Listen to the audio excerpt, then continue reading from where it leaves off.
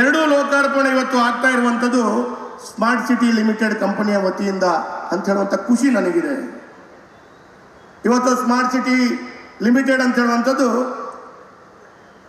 ಇವತ್ತು ಈ ದೇಶದ ಮಾನ್ಯ ಪ್ರಧಾನಮಂತ್ರಿಗಳ ಕನಸಿನ ಕೂಸಿನ ಯೋಜನೆ. 50% ಕೇಂದ್ರ ಸರ್ಕಾರ, 50% ರಾಜ್ಯ ಸರ್ಕಾರ ಕೊಟ್ಟಂತ ಯೋಜನೆ. 50 ಪ್ರಧಾನಮಂತ್ರಿಗಳು ಘೋಷಣೆ ಮಾಡುವಂತ ಸಂದರ್ಭದಲ್ಲಿ ತಾವು ರಾಜ್ಯದ ಮುಖ್ಯಮಂತ್ರಿಗಳಾಗಿ 50% ಅದಕ್ಕೆ ಹೊಂದಾಣಿಕೆ ಕೊಡುವಂತ ಕೆಲಸ ಕಾರ್ಯಗಳನ್ನು ತಾವು ಮಾಡಿದ್ದೀರಿ. ಹಾಗಾಗಿ ವಿಶೇಷವಾಗಿ ಈ ಕೊಡುಗೆ ಮಾನ್ಯ ಪ್ರಧಾನಮಂತ್ರಿಗಳ 50% ಅವರ ಕನಸಿನ ಯೋಜನೆ ಅದರಿಂದ ಇವತ್ತು ಸಂಪನ್ನಗೊಂಡಿದೆ. ಇವತ್ತು ಮಾನ್ಯ ಪ್ರಧಾನಮಂತ್ರಿಗಳು ಸ್ಮಾರ್ಟ್ ಸಿಟಿ ಲಿಮಿಟೆಡ್ ಅಂತ ಯೋಜನೆಯನ್ನು ಕೊಡಲೇ ಇಲ್ಲ ಅಂತ ಹೇಳಿದ್ರೆ ಇವತ್ತು ಈ ಕಾರ್ಯಕ್ರಮಗಳು ನೆರವೇರ್ತಾ ಇರಲಿಲ್ಲ ಅಂತ ಹೇಳುವಂಥದ್ದು ನನ್ನ ಮನಸ್ಸಿನ ಭಾವನೆ. ಸ್ಮಾರ್ಟ್ ಸಿಟಿಯಿಂದ ಮಾನ್ಯ ಪ್ರಧಾನಮಂತ್ರಿಗಳ ಕನಸಿನ ಕೂಸಿನ ಯೋಜನೆ ಇದು ಮಂಗಳೂರಿನಲ್ಲಿ, ಕರ್ನಾಟಕ ಅಲ್ಲ ಇಡೀ ದೇಶದಲ್ಲೇ ಪ್ರಪ್ರಥಮ ಬಾರಿಗೆ ಒಂದು ಸ್ಮಾರ್ಟ್ ಸಿಟಿಯ ಯೋಜನೆಯ ಅನುದಾನವನ್ನ ಒಂದು ಪ್ರಜಾಸೌಧಕ್ಕೆ ಉಪಯೋಗಿಸಿದ್ದು ಅದು ಮಂಗಳೂರಿನಲ್ಲಿ. ಅದು ವಿಶೇಷವಾದಂಥ ಕೊಡುಗೆ ಆಗಿದೆ.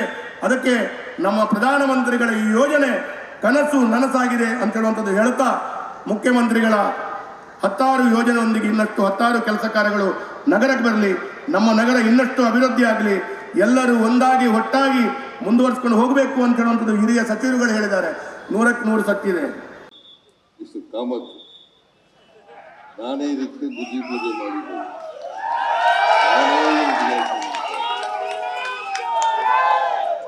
ನಾನೇ ಬುದ್ಧಿ ಪೂಜೆ ಮಾಡಿದ್ದದು. ನಾನೇ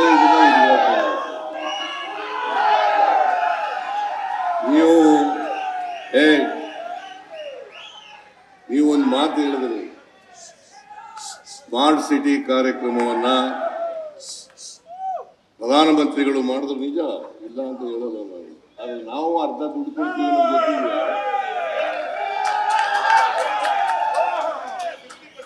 ಅಲ್ಲಪ್ಪ, ಅದು ಅರ್ಧ ದುಡ್ಡು ಕೊಡ್ತೀವಲ್ಲ. ನೀವು 4 ವರ್ಷ ಇದ್ರಲ್ಲ, ಹಾಗೆ ಖರ್ಚು ಮಾಡಲಿಲ್ಲ.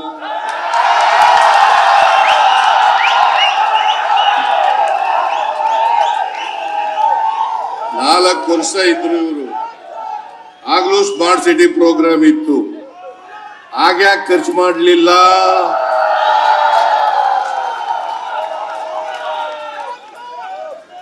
ಖರ್ಚು ಮಾಡಿದ್ರೆ ಇಷ್ಟು ದಿನ ಬೇಕಾಗಿತ್ತ?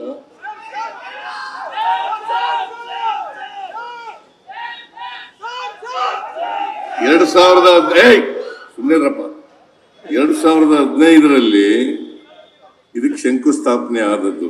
ಇದಕ್ಕೆ ಕಾರಣ ರಮಾನಾಥ್ ರೈ ಅವರು.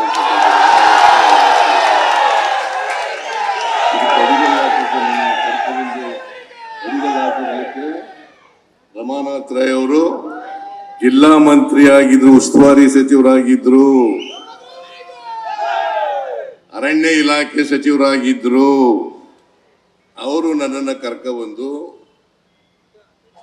ದಕ್ಷಿಣ ಕನ್ನಡ ಜಿಲ್ಲೆ ಮಂಗಳೂರಿನಲ್ಲಿ ಒಂದು ಜಿಲ್ಲಾಧಿಕಾರಿ ಕಚೇರಿ ಬೇಕೇ ಬೇಕು, ಹೊಸ ಕಚೇರಿ ಆಗಬೇಕು ಅಂತೇಳಿ ನನ್ನ ಮೇಲೆ ಒತ್ತಡ ಹಾಕಿ ಅವತ್ತು 41 ಕೋಟಿ ರೂಪಾಯಿಗಳಿಗೆ ನಾವು ಮಂಜೂರಾತಿಯನ್ನು ಕೊಟ್ಟೆವು.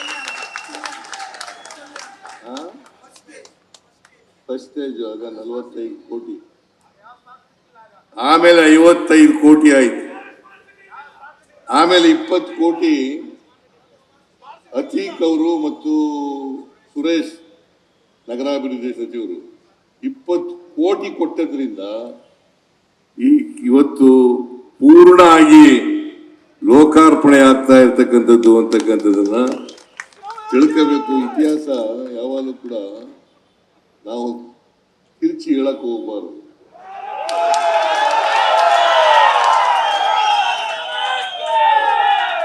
ನಾವು ಹೇಳಿದ್ರು ಕೂಡ ಜನ ನಂಬಲ್ಲ. ನಾನು ನಿಮ್ಗೆ ಸುಳ್ಳು ಹೇಳಬಹುದು, ಆದ್ರೆ ನೀವು ನಂಬ್ಕೋಬೇಕಲ್ಲ. ನಾವು ಯಾವಾಗಲೂ ಕೂಡ ರಾಜಕಾರಣಿಗಳು ರಾಜಕೀಯ ಮಾಡೋಣ, ಆದರೆ ಅಭಿವೃದ್ಧಿ ಕೆಲಸದಲ್ಲಿ ಮಾತ್ರ ರಾಜಕೀಯ ಮಾಡಬಾರದು. ರಾಜಕೀಯ ಚುನಾವಣೆಗಳು ಮಾಡೋಣ.